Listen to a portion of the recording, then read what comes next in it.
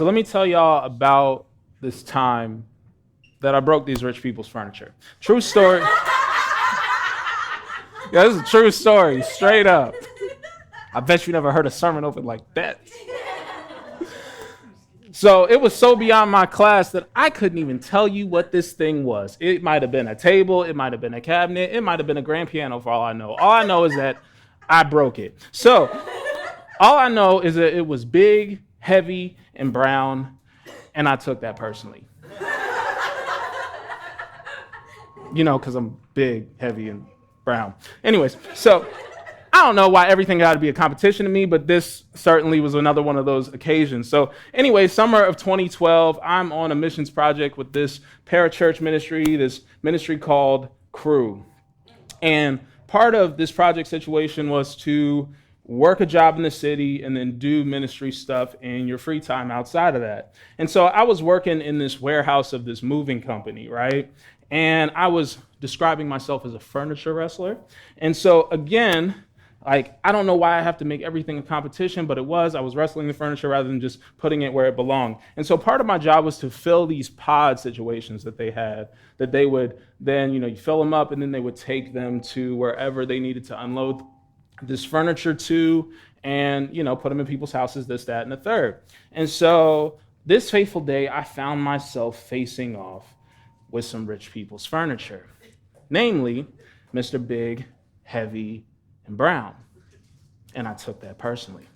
So I got ready. I grabbed the moving blankets, the packing tape. I started prepping this joint up like, yeah, you ain't going to defeat me. Once I get through with you, you ain't going to be scratched. You ain't going to be dented, nothing. Like, I'm going to make sure I do this perfect, right?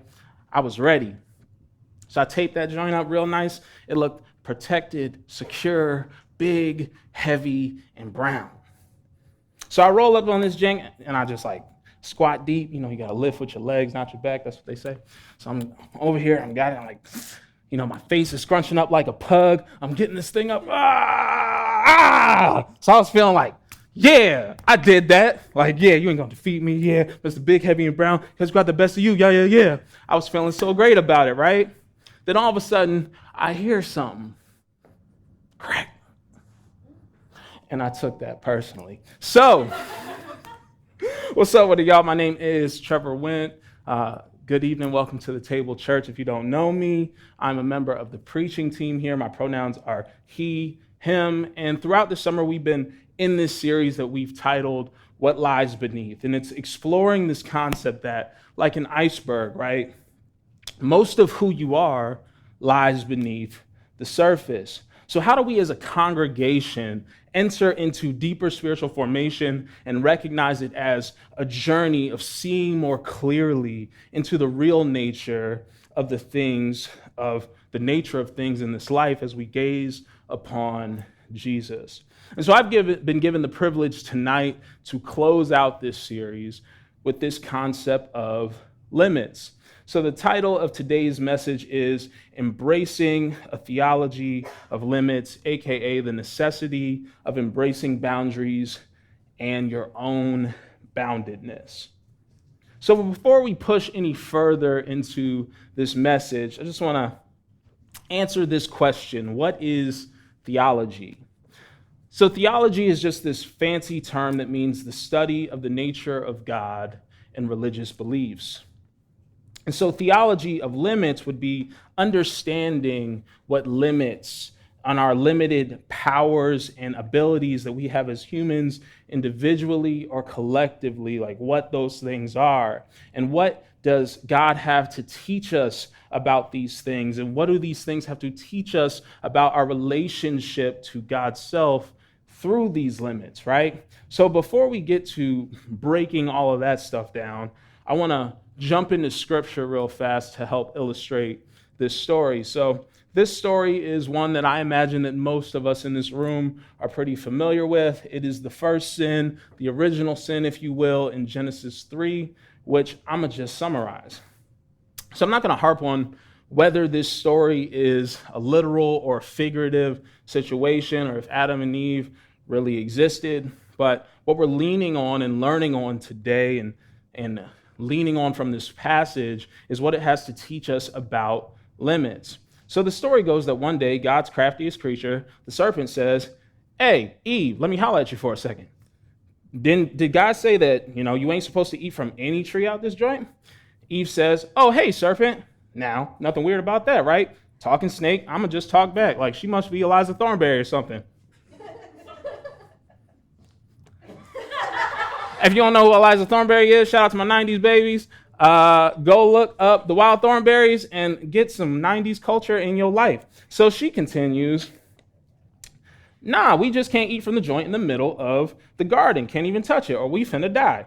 Again, telling a serpent all your business is not particularly my first choice, but hey, do your thing, homegirl. So the serpent says, nah, God's tripping.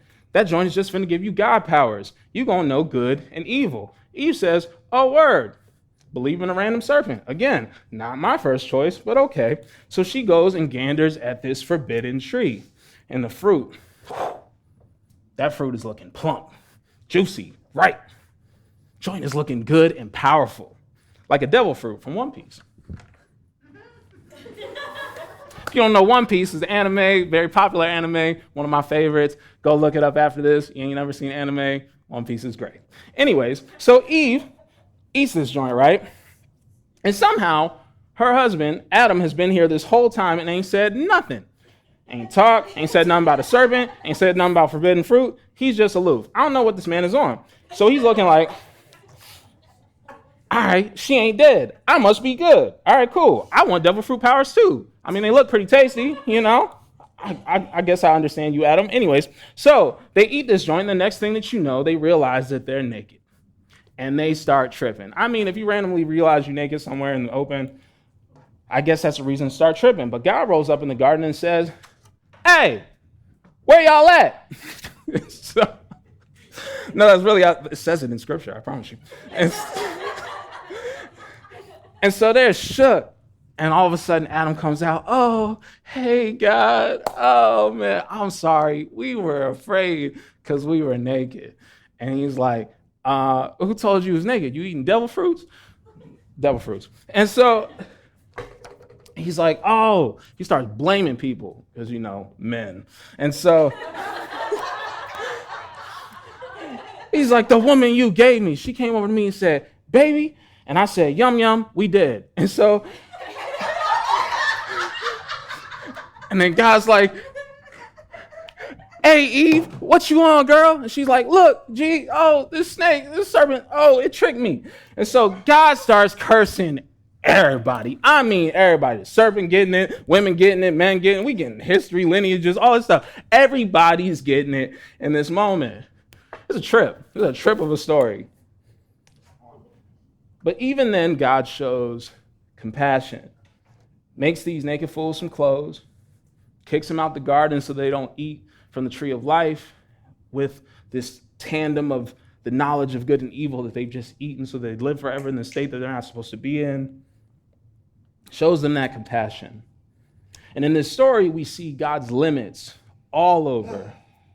And we learn a little bit of what it looks like to refuse to accept God's limits. So let me pray and we'll dive a little deeper. Jesus, I ask you that you would grant us the serenity to accept the things that we cannot change, to change the courage to change the things that we can, the injustices, the evils in this world, the ways that we can improve ourselves, our communities. We can love the people around us. Give us the courage to do those things, God. God, grant us the wisdom to know the difference. In your name, amen. So Adam, or Adam, is a Hebrew word that means man or humankind. And while Eve comes from the Hebrew word cheva, you got to say it with the guttural thing, cheva, which means life or living. So in this passage, I want y'all to think about Adam and Eve as a metaphor for collective humanity and like our collective community. So God gives Adam and Eve limits and says, eat anything that you want out of this garden. Just don't eat, don't touch, don't look at, like straight up like your mama in the grocery store. Don't touch this or you finna die. you will surely die. And they refuse to abide by their limits and choose to know good and evil. Now, critical scholars such as Julius Wellhausen and Gerard von Rad would argue that this concept of good and evil in this passage is not about this sort of objective good and evil, or like this objective knowledge that we're used to understanding this like in Western culture. This concept, if you look at an object, a thing, a person, an animal, that you can know if this thing is good or if it's evil. They argue that it is a functional knowledge, that it's about what is helpful or harmful to humanity, to humans. So in Genesis 3:6, we read this: "So when the woman saw that the tree was good for food, and that it was a delight to the eyes, and that the tree was to be desired to make one wise." That "make one wise" can also be translated as to make one succeed or to make one prosper. And it's connected to existence and knowing what is helpful and harmful for both the individual and the collective existence, and making decisions about those sorts of things. And see, that's what's really interesting about the way that this passage is set up. German Old Testament scholars Karl Budd and Julius Hempel argue that this passage is not focused on a moral knowledge or even primarily focused on the concept of an individual's success or an individual's mastery of life, but rather focused on and concerned with, above all else, the life of the group, the collective, this existence in community. And with this existence of humanity as a whole. And this existential threat of the knowledge of good and evil, this knowledge of what is helpful or harmful, impacts the individual, the community, and it even impacts God's self in this narrative. This refusal to listen to limits had lasting impacts. So keep that in mind as we move forward today. So what are limits? With all that groundwork laid, what are limits? Limits are our limited powers and abilities as humans, individually and even collectively. I like this definition here: a restriction on the size or amount of something permissible or possible. And we all have limits. I don't care if you are Asia Wilson, Pablo Picasso, LeBron James, Albert Einstein, James Baldwin, the Prophet Deborah, Frida Kahlo. I don't care who you are. Everyone has limits. No matter how talented, gifted, well-off, lucky, fortunate, whatever it is, all of us have ceilings. I think Pete Cesaro says this best, or not best, but he breaks this down in these categories of what he sees limits as pretty solidly in his book, Emotionally Healthy Spirituality. And he breaks this down into 11 different kind of spaces or boxes you could push limits into. So, number one, the physical body. Your physical body, we all have physical bodies. We all have limits of what they can do. Some people, LeBron James. Some people, have lasting or pre-existing ailments. Some people got asthma. Some people have all these sorts of things, right? So our physical bodies impress limits upon us. Our families of origin. Our families have, different things that come with them. You might have grown up. It could be something as simple as you might have grown up as a child of a single parent, or you might have grown up as an only child, and that impacts the way that you see the world, right? It might have been you grew up poor, you might have grown up middle class, you might have grown up rich. All these sorts of things impact the way in which, limits that might be impressed upon us. Our race, our ethnicity, our country of origin, growing up in the U.S. versus growing up in the Caribbean islands versus growing up in Australia. All these sorts of things impact stuff. Growing up black in the U.S., very different than growing up white in the U.S. All these sorts of things impact the ways in which you experience limits in your life. Your marital status and kids. Married people with kids is going to tell you they ain't got a lot of time. It's going to take a whole lot more, to get those people to a function, things like that. And so those are limits that are placed upon you, right? In comparison to somebody who is single. They have a little bit more flexibility with stuff going on. Stuff doesn't have to be as regimented in many situations. Your intellectual capacity. Everybody ain't a rocket scientist, right? But at the same time, sometimes really smart people ain't great socially. So there's an intellectual capacity going on there. We all have Limits, talents and gifts. Everybody's got different talents and gifts. You might have more than someone else, you might have less, but we all have limits on what those things look like. Your material wealth, enough said. If you got money, it changes things. If you ain't got money, it changes things. You got a whole lot of money, you need to work on that. So, sorry, that was my little shot at billionaires in the church service now. All right, so your work and relationships. What's your work look like? What's your job look like? You know, you're working 90 hours a week. It's going to impact stuff. If you have a good friend group, if you have community surrounding you, it's going to change stuff, like limits impressed upon in those situations. Your raw material of life, your temperament, personality, unique self, like the aspects of you that are just a part of you. You're introvert. You do extrovert things, you're going to be drained. Extrovert, you do introvert things, you're going to be drained. So you have to work with the limits of how you're made, how you show up, your unique self and how you show up in life. Your time, most valuable resource we got, right? We all have a limited amount of time that we're on this earth, but we also have time that's limited, varied upon all these other things going on in our lives. So we have to, we have a limited amount of time in a day. We have a limited amount of time in a week, and so we make decisions accordingly. And lastly, our spiritual understanding.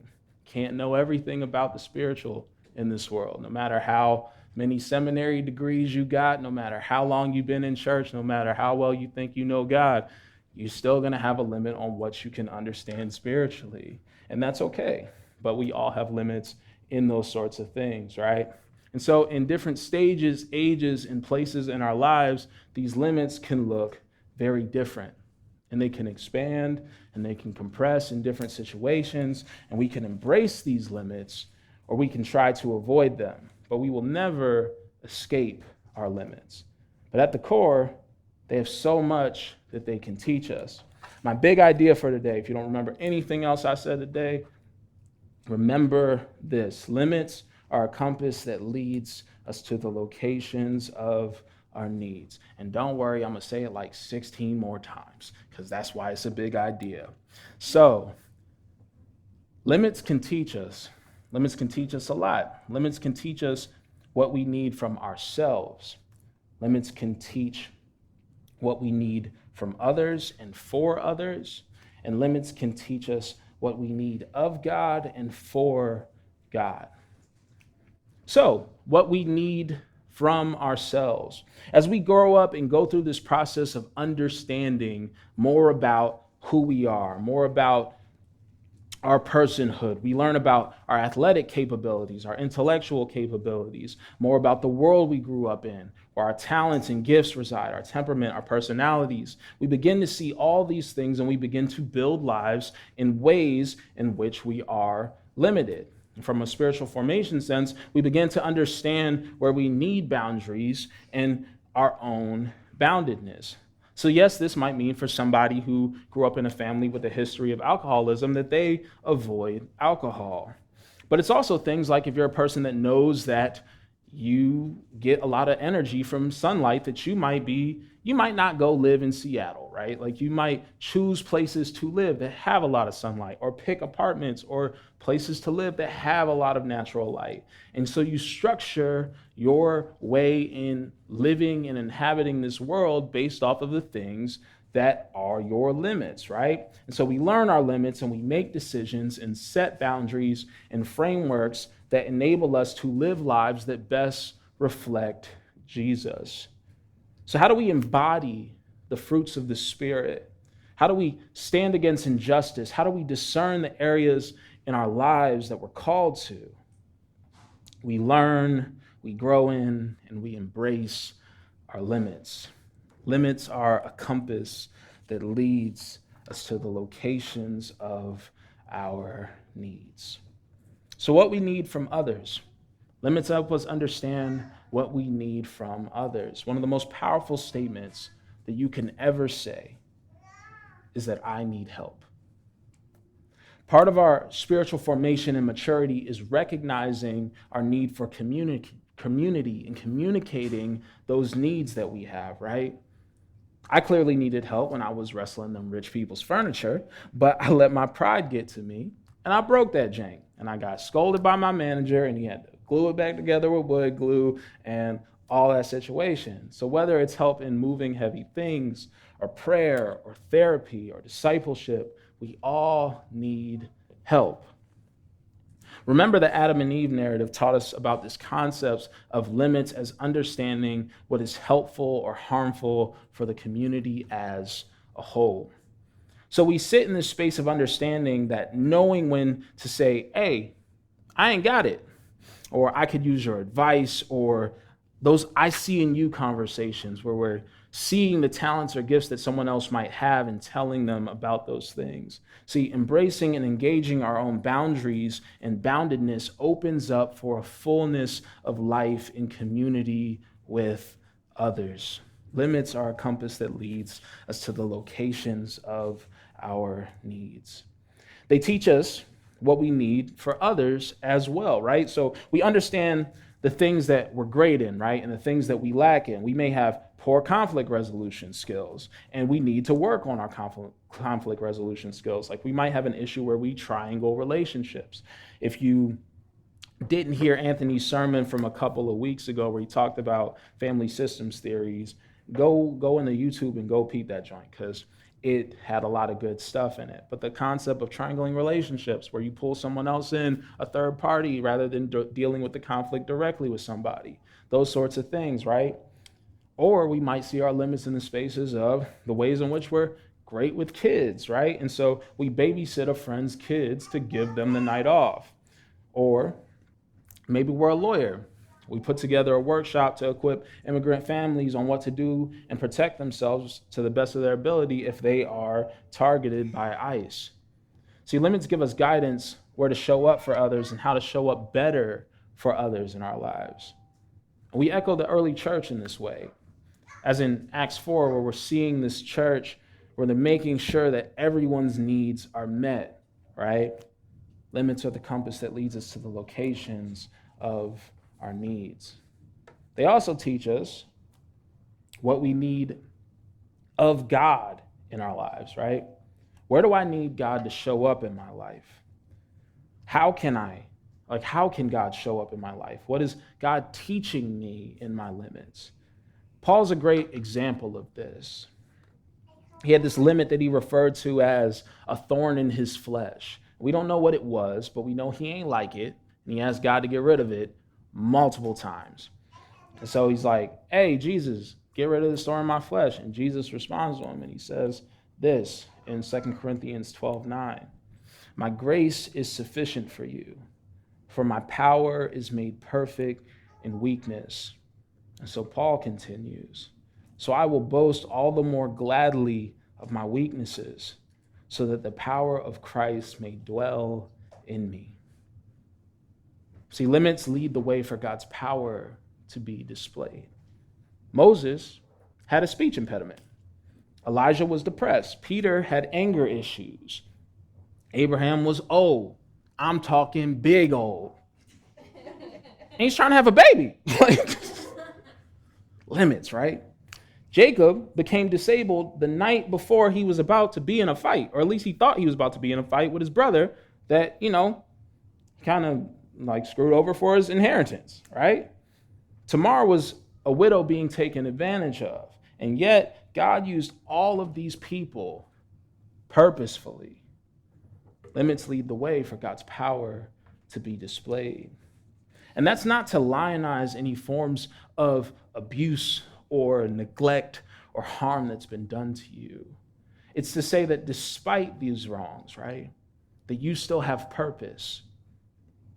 They're not big enough to stop what God wants to do in you and through this community, through your personal communities, and in this world. Imperfect people are perfectly positioned to live purposefully for God. I'll say it again. Imperfect people are perfectly positioned to live purposely for God. See, God is still working and can work through you.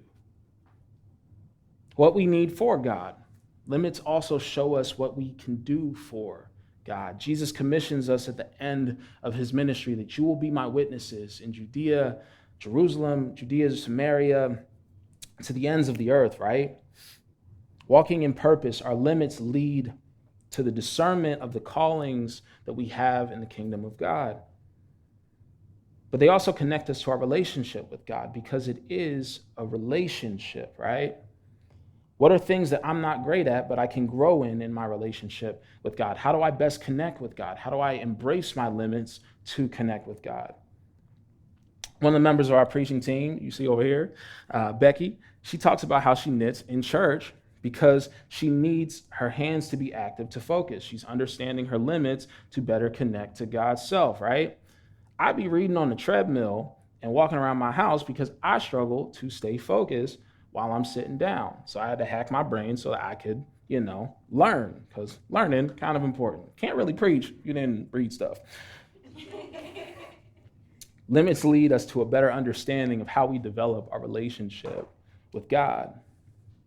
So what happens when we reject limits in our life?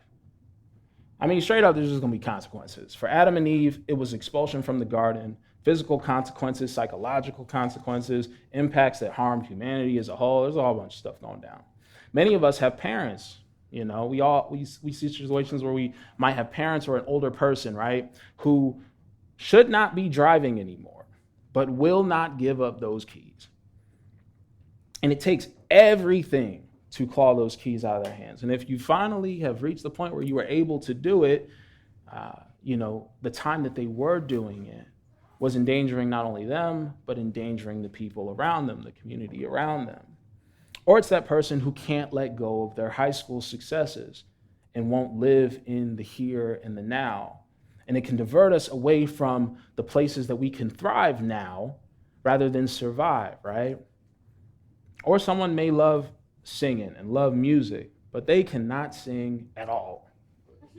And they devote their life to trying to become a Whitney Houston level talent rather than embracing that maybe there's a different place that you need to show up in the world. Maybe that music shows up in a different way in your life. To embrace those limits, you might see a different path. Or something like we're healing from church trauma or hurt, and we try to jump back in too quickly. We try to get involved too quickly, volunteer too quickly, while our bodies and our spirits are not quite ready yet. And it can delay this healing process that we need to walk through to fall in love with Jesus again. See, burnout, trauma, apathy, depression, pride, so many things can come from refusing to acknowledge our limits and trying to handle it all. Limits are the compass that leads us to the locations of our needs. So what happens when we embrace limits? Well, John the Baptist is a great example of this. He was a leader who paved the way for Jesus' ministry in the first century. And as he was baptizing people, right? Jesus comes through, he baptizes Jesus. And after that, people are beginning to leave John's baptism sessions to go to Jesus' baptism sessions instead. His devout followers are kind of pissed about this. They're like, hey, John, what's up with these fools leaving you to go to this new dude? And John says this: no one can receive anything except what has been given from heaven. See, John knew his role.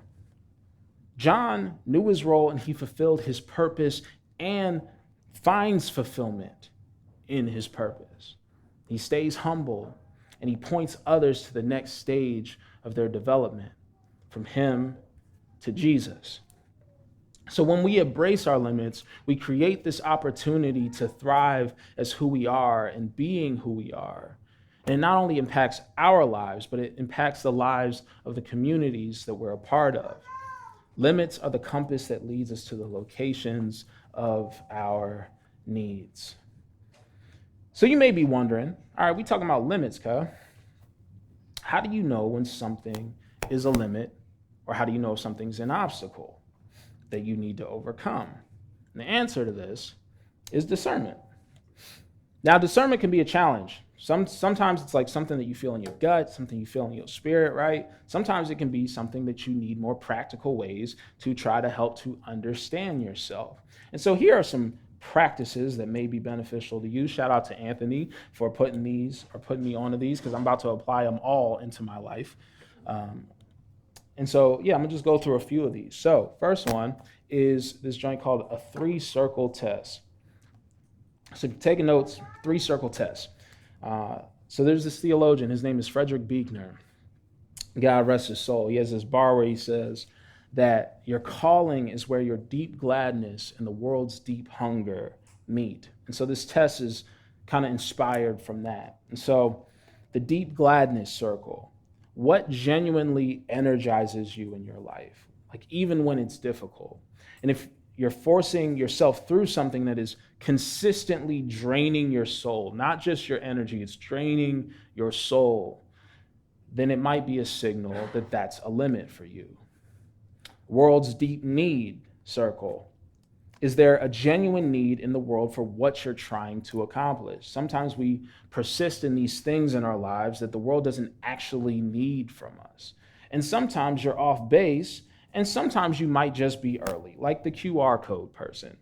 Like, shout out to the QR code person. If they had given up, we wouldn't have our slides the way we do. Like, shout out QR code person, homie. Yeah. Number 3, competence or calling circle. Do you have or can you develop the basic capacity for this thing?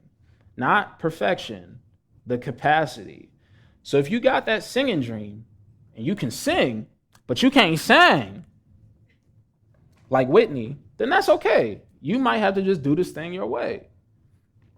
If you're operating in the intersection of these 3 circles, the deep gladness, the world's deep need, and the competence and calling, then these might just be obstacles that you have to push through in your life. If you're missing 1 or 2 or all 3 of these joints entirely, you might consider that a limit. Another joint might be time-based discernment. You might use time to help you discern if something is a limit or an obstacle. The 6-month rule is a good one. Give yourself in meaningful challenges in your life 6 months to try to, or 6 months of consistent and wise effort in it. So you're continually putting effort into this thing that you might consider a limit, but also to really set a timeline and go and reassess that joint. Don't just persist without any sort of reassessment, because you can lose years chasing after things that may be outside of what God has for your life, outside of what you are structured or like that you're built like to do. It might be limits. Another option might be to track your energy. This would be called an energy audit. Track your energy over several weeks while you're working at something that you're aiming to discern if it's an obstacle or a limit. See, obstacles can typically drain you initially, but they'll energize you as you continue to grow in them. But limits are going to consistently deplete you without any sort of corresponding growth or joy. And understand also that you might be good at some stuff that are not for you. Things you are not, like things that you're able to do can also deplete you. And so it may be a good time to discern that they are not for you. Like, for instance, I don't like editing all that much. I'm pretty dang good at editing, but it's the least favorite creative output that I'm interested in. And yet I worked as an editor in a marketing agency for like 3 years, and I don't want to do that again. Might be a limit. Last thing I'm going to hit y'all with is bodily wisdom. Sometimes your body is a tool for discernment. For example, you might be having physical symptoms about things that might be limits in your life. Your body often knows what's going down before your mind knows what's going down. So if you have persistent headaches, or you have sleep issues, or you have stomach problems, these can potentially be signals for you that you're fighting a limit in your life rather than working through an obstacle. For example, I have exercise-induced asthma. And if the workout gets too intense, I'm gonna wheeze. It's just gonna happen. If it's hard sprints, if it's wrestling, I'm gonna wheeze, unquestionably. But that didn't stop me from becoming a college wrestler. It was an obstacle rather than a limit. I could medicate the asthma with the albuterol inhaler, shout out inhaler people. I could raise my conditioning to a point where that wheezing point would be pushed off, and then that hard work would also turn, as a benefit for me and be to my advantage because I put in more time, more practice, more hours. It was an obstacle rather than a limit, because the truth is that walking in your calling and walking in the things that God has for you almost ensures that you will have obstacles. As Anthony says, true calling often involves learning to dance with your constraints, not bulldoze through them. Or this joint from Denzel Washington, if you pray for rain, you got to deal with the mud too. So use these tools, whichever ones speak to you about, or to discover more about who you are and what you're capable of. And also, as Denzel Washington would say, fail fast, fail often. Other tools of discernment also come from our communities, right? The importance of those I see in you conversations that we talked about earlier, right? Trusted people sharing with you the talents and the gifts and things like that that they see in you, or that coach, that mentor, that professor, that advisor who pushed you beyond what you saw as a limit. But they saw that there was so much more potential there, that there was healing there, that there was growth there, that there was mastery of life. Sometimes we got to push up to limits to walk into the healing. Sometimes you got to get to the edge of that trigger in order to begin to unravel it with trusted help, right? So when we talked about the 3 circle test, part of that is, what does the world need as well? That's a communal mindset. Is this helpful for the community at large? Now, everybody in your life ain't a trusted source. Like earlier in the series, I preached in the morning service, and I said this thing, I was really focusing on testing the spirits, because not everyone comes from God. That means that not everybody is trustworthy. If it don't line up with Jesus, it ain't Jesus. And so trustworthy people, though, with trustworthy records can be helpful to help us to see our limits emotionally, spiritually, mentally, physically, all that. See, this is a communal thing as much as it is an individual thing. And of course, discernment comes from God as well. Seeking God in prayer and discernment. That serenity prayer that I said earlier, prayed earlier. God, grant me the serenity to accept the things that I cannot change, the courage to change the things that I can, and the wisdom to know the difference. See, testing, becoming aware of ourselves, praying, seeking guidance, remaining open to the ways that God is speaking to us and helping us to read what our limitations are. These are important to understanding our limits and discerning what's a limit and an obstacle. See, because Jacob thought his life was over when he was facing his brother Esau. Abraham thought he was too old to have a kid. Nicodemus was a tax collector. And in that time, those people were considered scum. And so how could God use him, right? Naomi and Ruth were women in a super patriarchal society, and they were both widows, and one was old. This was not a good setup for them. And yet, God made a way to put their glory on display. God can lead you past your obstacles to your true limits. And they may be more expansive than you could ever imagine. Limits are the compass that leads us to the locations of our needs. So I'm going to close with this. Limits can be absolutely frustrating, but limits can also be really freeing. I learned by breaking them rich people's mystery furniture that I was strong enough, but I wasn't wise enough to take care of that furniture properly, to understand the limits of myself, like understanding its limits in tandem with my own limits. And I learned that I needed help in that situation. And that would have not only made the load easier for me, but it would have also given another person the opportunity to show up for someone else and to protect someone's precious belongings. It was the most helpful thing for the community as a whole. No matter how expansive someone's limits seem, like no matter how expansive someone's gifts and talents and all these things seem, we all have limits. And they can be bridges that lead us into fullness of life, or they can be barriers between being fully who we are and fully who we're called to be. Limits are the compass. I'm going to say this right because it's the last time I'm going to say it. Limits are the compass that leads us to the locations of our needs. Amen.